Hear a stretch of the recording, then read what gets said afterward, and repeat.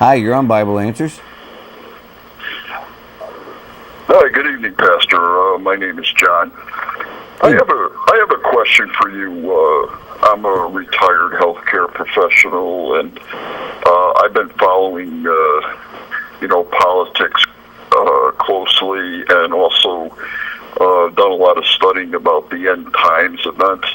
And I was wondering, why do you think that so many fundamentalist church and TV evangelist pastors appear to line up with the Republican Party and tend to demonize the president and the Democratic Party? It's almost like the Republican Party is using this to claim the higher moral ground, and it kind of distresses me because I believe the president we have is a good man, a good family man, a decent person. He cares about those in the country that are struggling, and but he's under this constant morality attack. If I watch the TV evangelists, they always get these shots saying this is a liberal idea, abortion and all this stuff, and the president said himself. He said, "I personally, I'm against abortion, but he said that doesn't give me the right to tell a woman what to do with her body." And so many of these things come up, but I just find it constant, and it's distressing to me, especially now when I look at what the Republican Party is doing, and they don't seem to care about the struggle of the everyday person. Thank you, Pastor. Well, you're welcome. Are you gone? Oh, okay. I will talk about it then. Apparently, John is not on the phone, but I will go ahead and try to respond to that. I think that there are a few things to consider. First of all, John mentioned, and I think that it's a good question. I watch Facebook, and I've watched some pretty demonizing things from the Christian right against President Obama as a person.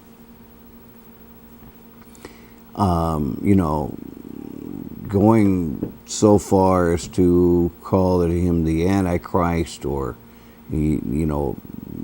veiled wishing the judgment of God fall on him and stuff like that, and I think that John's right in the fact that I think President Obama probably does genuinely care for poor folks and that sort of thing. Now let's go ahead and kind of the way I understand the religious right, because I think that I'm definitely a member of the religious right. Not that we have memberships, but that's kind of where my politics go. So let's go ahead and talk about a few things. First of all, abortion. Let's talk that first of all.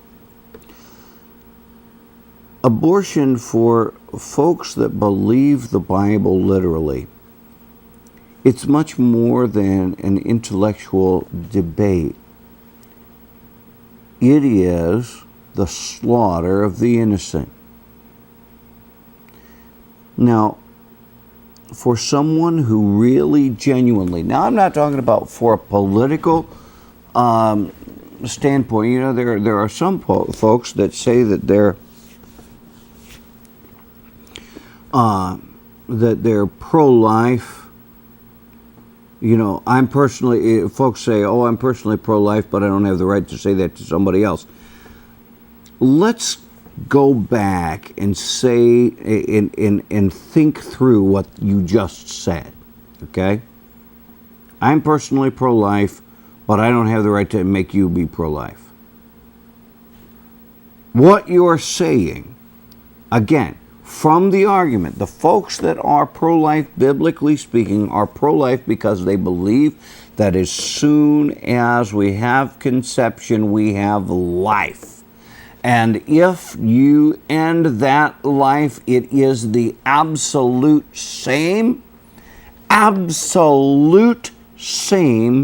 as murdering an infant out of the womb. It is the absolute same as walking up to someone on the street and blowing his brains out. It's absolutely the same as going to dear old grandma and saying, you're costing us too much money, it's time for you to die, and wrapping a string around her neck and snapping her neck and ending her suffering, and so therefore it's all done. Now, you need to understand, from the religious rights perspective, you can disagree with that and say, well, no, it's not the same. But from the religious rights perspective and from the Bible perspective, murder is murder is murder is murder is murder, no matter if it is in the sanitized, behind closed doors of an operating room, and you call it something other than a grotesque dismemberment of a human being baby, a baby human being. You could call it whatever, termination of pregnancy or any of that stuff. But murder is murder is murder is murder. And so when you get there, it's a big deal. And so folks that are anti-abortion out of principle wouldn't say, listen, I don't think that I would never murder my grandmother. But it's your grandmother, so I don't have the right to tell you you can't murder your grandmother. See, that it doesn't make sense to us. We wouldn't do that. And so this idea, say, well, I am personally pro-life, but I can't tell a woman what to do with her body. That's not her body anymore. Not only her body. There's a baby in there. And the baby has sometimes a different blood type. It has separation from the mother. I mean, it's a different life. So, some people say, well, why all the passion and rhetoric? Well, abortion is one issue. It's just one. But abortion is an issue to say, well, wait a minute, shouldn't we protect the poor? Hey, listen, I think we should. But not at the expense of murdering babies. The question was asked, and that's where we're going here. I'm trying to be respectful. Someone that disagrees with me politically, because this isn't about, beating each other up politically. I don't want to do that. I do have somebody online. We're going to get to them now. Hopefully, I've articulated my position. All right. Hi, you're on Bible Answers. Hi, Pastor. I disconnected myself. This is John again. Oh, okay. I wasn't sure. I wasn't sure if you just hung up and wanted me to talk, or what you wanted me to do. Well, I actually did, and then when I saw that you had thought that I should be on, to go ahead. Here's I've listened to everything you said in response, and morally, I totally agree with you that abortion is the killing of an infant. My problem with this situation is I probably didn't articulate it well. It's not the fact that I disagree with what you're saying morally. My problem is giving the government the responsibility of making a woman who was pregnant conform to a religious law. In other words, I think that you as a pastor could, let's say, again, I'm a healthcare professional for many years, but I think you as a pastor could perhaps go talk to women who are pregnant and who are contemplating this and discuss all these things with them. But my problem is giving the government this type of responsibility of a moral decision from the religious right, because what's to stop them from doing this with other things? All right, you're absolutely right in that we definitely don't want to end up in Sharia law. Okay, I'll give you that. We don't want to be in Sharia law or the Bible Belt equivalent of it. I'll give you that. So here's something to consider, though. Yeah, I would assume, John, you are against murder. Yes. Oh yes, I've been a registered nurse for over 30 years, and Okay. so I've always tried to heal. So you understand that murder is one of the 10 Commandments, Absolutely. but you're against murder. Yes? Yes, Okay. I'm against it. It's one of the 10 Commandments. Couldn't we say that also is a religious law? Yeah, we could. See, this is where I have the problem because the Republican Party tends to go both ways on these things. On the one hand, they say that government should stay out of the lives of people, and then on the other hand, like an issue with abortion, they feel they can use their religious point of view to have the government make decisions for a woman who was pregnant. But I guess my first point that I'm talking about, John, is that to say this is a religious rule, that's kind of most moral determinations are religious in nature. I mean, if there are laws against perjury, what's that? That's false witness. What's that? 10 Commandments. So could we then say, listen, there shouldn't be any law against perjury because that's a religious law? You see where I'm going? There's lots of them. And we could go on and on and on. So then to say, look, abortion is immoral because it is murder, there's nothing religious about that any more than any of the other moral laws. So I find it now.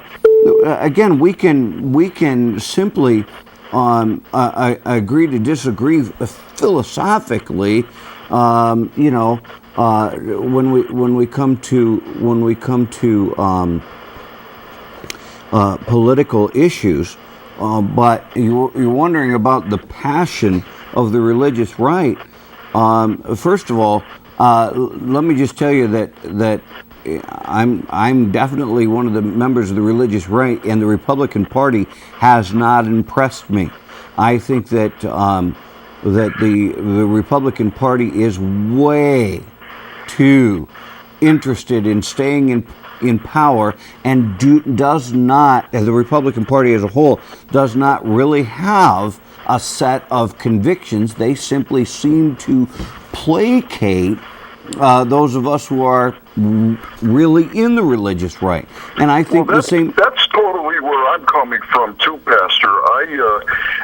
See, the thing is that what I worry about, because, again, studying the end times, there's going to come a point when the troubled times and the tribulation comes in, where there's going to be people who claim to be believers in Jesus, and they will try to come up and they will try to take the moral high ground and,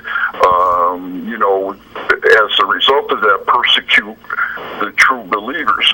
And you were talking about the commandments. And here's the thing I'm afraid of. Let's just say, do you consider all the commandments have basically the same moral weight? If you break one, you break them all? Okay, that is an interesting and loaded question from a theological standpoint. Well, what I'm trying to get at, Pastor, let's say they start out calling abortion murder, which you and I agree is true. But then let's say they want to gain a little more power and more moral high ground. Okay, let's say they start saying, well, let's throw people in jail who take the Lord's name in vain. I mean, where does it end? That's why I'm saying Well, that I as think, much as I agree with your opinion, I don't want to bring the government in to enforce it. I think I think when a woman is pregnant, the place to go to is a man like you, a pastor, and talk about it. Not have the government come in and say, if you get an abortion. are you there? Yeah, I'm here. Okay. Yeah, we had some dead space there. Sorry about that. I've got another call on, and I want to give everybody a chance here, John. But okay, well, I'll hang up and listen. no, hang on for a second. Let me just respond to a little bit of what you said, and I really appreciate you calling back. I think that the issue that we're having here is that is to all of a sudden make this abortion issue a religious issue. My whole point bringing up the Ten Commandments is not that it is a religious issue, but that it is a moral issue, and we can't get away from the fact that morality and religion kind of go hand in hand. But because you have to legislate morality, it's what we do. But you can't. But there's a difference between legislating morality and legislating religion. For example, I can say it's wrong to murder. Most civilized societies do. But it would be wrong for me to say you have to have your baby baptized, or something like that. That's the difference. See, it's not a religious rule because it has morality attached to it. It would be a religious rule if it had religion attached to it. Am I making sense? Okay, I guess he was listening. So I hope that makes sense. We have another call on. I'm going to let them get to it. 860-361-9985. You can jump in on this. We'd love to hear from you. And keep this thing going. 860-361-9985.